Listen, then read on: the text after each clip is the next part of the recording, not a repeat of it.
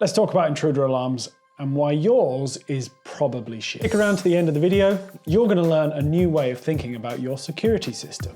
What's the first thing that comes to mind when you think security? For many people outside of the industry, you're probably picturing a crusty beige box on the wall, a keypad where the buttons hardly work, and a flashing light on the wall outside.